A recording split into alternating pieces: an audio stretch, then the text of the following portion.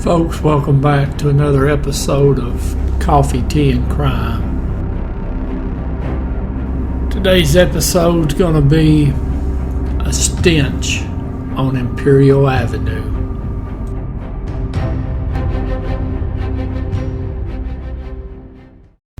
Alright folks, we're going to be talking about a fella that was known as the Cleveland Strangler. I can think of a lot of other names for him. It's May of 1988. Body of a 36-year-old woman named Rosalind Garner. She's found in her home over on Hayden Avenue. She'd been strangled. Now, February of 89, victim number 2, she's found in an abandoned house there on First Avenue just off Hayden.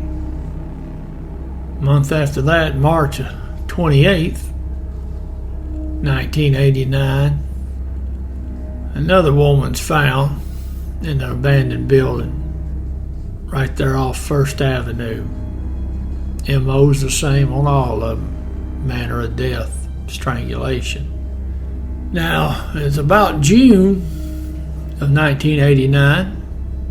Councilman for that area, he's getting complaints from people that live on Imperial Avenue, and they're saying, look, we got a nasty smell over here, and it smells like decaying flesh. And folks, you may have never smelled a dead body, but I promise you, when you smell it, you'll know it, because there's nothing like it. Now, the complaints kept coming into the city councilman because the stench got stronger and stronger. And I don't know if anybody put two and two together, but the stench got stronger and the number of women missing in the area kept going higher and higher. 1989, a woman goes over to the suspect's house. Suspect lives at 12205 Imperial Avenue in Cleveland, Ohio. Now that's a 2.5-story white house. Now once that woman gets over to the suspect's house, they have a drink or two and get to shooting the breeze, and then all of a sudden, when she decides she wants to leave, he ties her hands and feet with men's neckties and belts, and he puts a gag in her mouth, and then he choked her. And then he decided to stop. He let her go. She left. She went to the police. Police came, they locked him up, charged him with kidnapping, rape, and attempted rape. Now he pled guilty, so he cut a deal on it. He got 15 years. He actually served 15 years. Now, that's what the resource material says. I'm always hinky about how many years they actually served. Because whatever they get sentenced to, that is not what they're going to serve. They're going to serve a lot less. But in any event, 2005, he's released. Not long after our suspect got out of prison, he started dating a young lady. She happened to be one of the nieces to the mayor of Cleveland. I guess she had a soft spot in her heart for convicted felons, violent felons. And she went over there and moved in with him. Now, he's got this 2.5-story house. Now, he was sharing that house with his stepmama. Now, the stepmama was slightly invalid, so she couldn't get up and down the stairs. So our suspect, he stayed up on the very top of the house because he knew she couldn't bother him up there. That's where he did all his business. Now later, according to her, she was living there. She said she just swore up and down there was a smell, this stench of decaying bodies. It's amazing how much people claim to know after the fact. But in any event, there had to have been a smell. So she says something to her boyfriend, and he tells her, well, it's my stepmama, she smells. Oh, okay. his stepmama smells like decaying flesh. That's pretty incredible. But now the stepmama, she eventually moved out. She went somewhere else. So now he had the whole house to himself. And you know what? The woman still claims she can smell decaying flesh in the house. So she complains to her boyfriend again, and the suspect says, oh, that's from down there at Ray's sausage shop there on the corner, which is about 2 doors down from the suspect's house.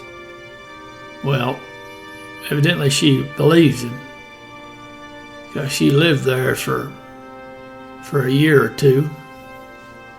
In any event, she finally moves out, claims it's because of the smell. I just wonder if there ever was a thought that formulated in her mind that, maybe this fella's telling the story. Maybe I ought to tell somebody. Maybe I ought to call my uncle, the mayor. And maybe he ought to send the police over here. But she didn't. She bought the stories. And then when she moves out, evidently she doesn't tell anybody about it. Now, September 2009, suspect's got a woman over at his house having drinks.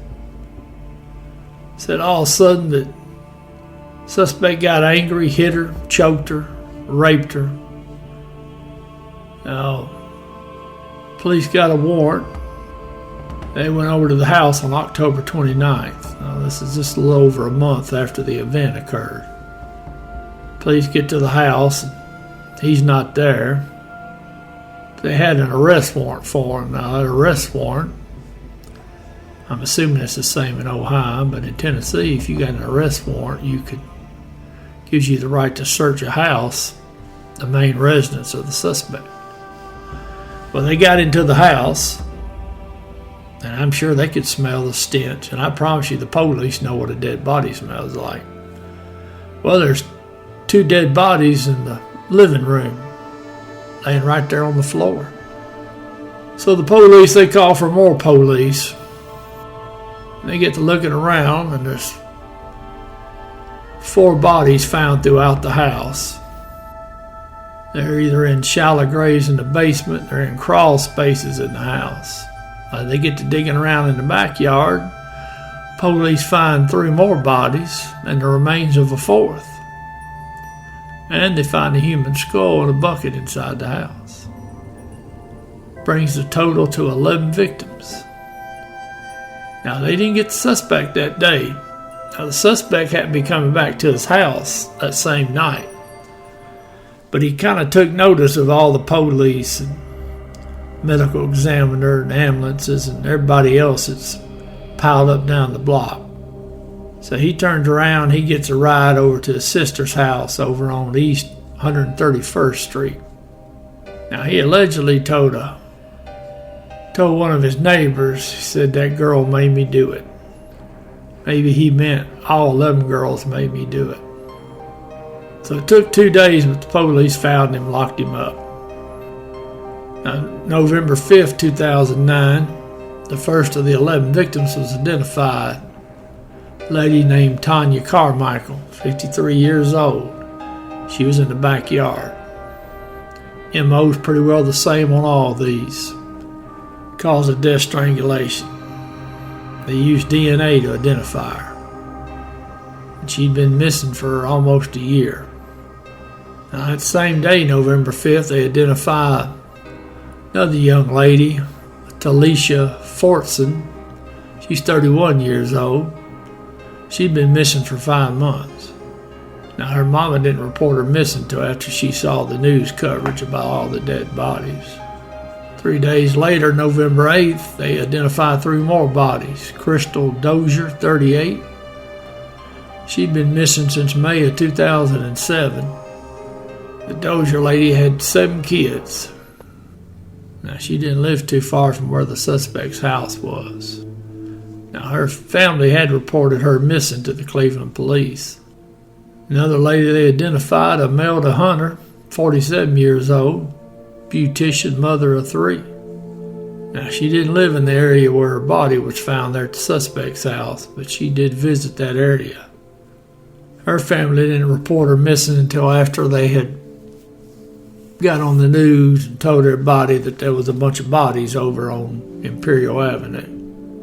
Michelle Mason was identified, 45 years old. She'd been missing for just about a year. Now, the police started going back looking at missing person cases, dating back all the way to June of 2005 when the suspect was released from prison. Now, the East Cleveland police are opening up several cold cases from the late 80s. That's a good idea, because I bet our boy did them. And of course, now the cases they're most interested in are females whose cause of death was strangulation is what they're keying in on. They even said the FBI is checking up on information to see if maybe our suspect is linked to unsolved cases in other cities where he's lived. I'm sure wherever he laid his head, there's a dead body. Now, he went to trial, and he was facing 85 counts of murder, rape, kidnapping. He pled not guilty by reason of insanity. Then later on, he changed his plea to just not guilty. Well, the jury was unconvinced. Because of those 85 counts, they found him guilty of 83 counts. And that includes all 11 women whose bodies were found in his house. And the jury recommended the death penalty for our suspect. So our suspect's sitting on death row. Now, if there's any good news out of all this is the suspect died in prison. Because rest assured he would not have been executed by the state. But every day he was in prison, that was one day a woman didn't die. It's a shame to feel good about someone dying. And I say that because somebody like our suspect here, every breath he took, every second he was alive, people were going to suffer and people were going to die because of him. A bad man.